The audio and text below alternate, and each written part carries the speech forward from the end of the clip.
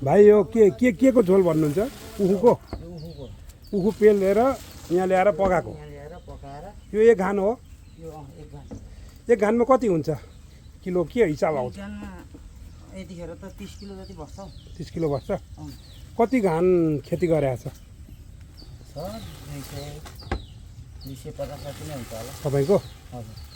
लगभग भनेको कति रोपनी हुन्छ? 30-35 रोपनी। यो पहिलेदेखि नै हो कि तपाईँले?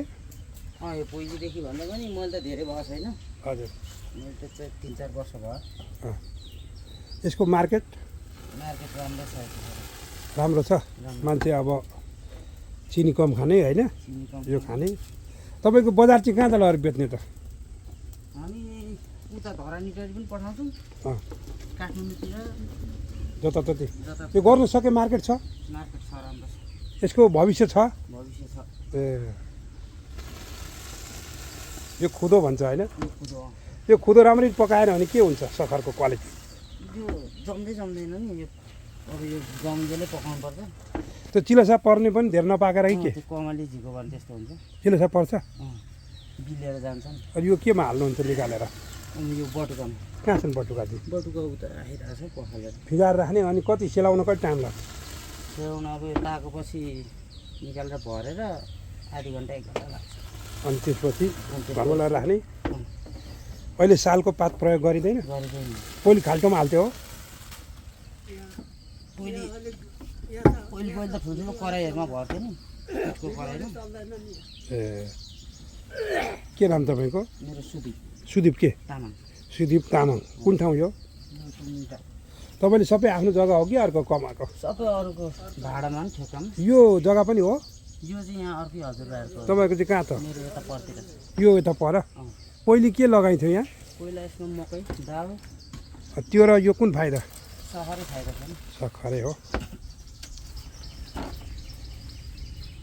यो कति लाग्छ एक घान पाक्न? लाग्छ यसलाई 2-2.5 घन्टा 3 घन्टा लाग्छ। दाउरा धेरै लाग्ने हो। यो सखर के को लागि लान्छन् जस्तो लाग्छ तपाईँलाई अहिले? यो त सबै खाने हो नि। खाने है? चिनी खान छोडी गयो त। भन्यो गर्न सक्यो भने यसको मार्केट छ।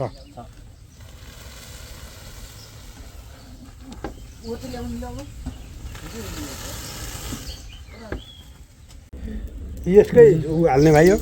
यसकै खोइला दाउरा नै हाल्नुपर्छ अगाडि। भाइ विदेश गएन? गएन हौ। के जाउँ जस्तो लाग्छ? लाग्दैन? लाग्दैन हौ मलाई त। यहीँ हुन्छ गर्न सके? गर्न सके विदेशमा भन्दा बढी यहीँ हुन्छ नि। तर गर्नु चाहिँ पर्यो। गर्नु चाहिँ पर्यो। सुतिराखेर त भएन। यो उखुलाई कस्तो हावापानी चाहिने छ भाइ? यसलाई त हावापानीको जस्तो भयो। गर्मी हो?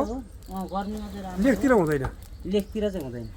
धेरै चिसोमा चाहिँ हुँदैन हौ। त्यति सहरै राम्रो हुँदैन। अब जसले अरूले यस्तै उखु खेती गर्न चाहनेलाई के भन्नुहुन्छ?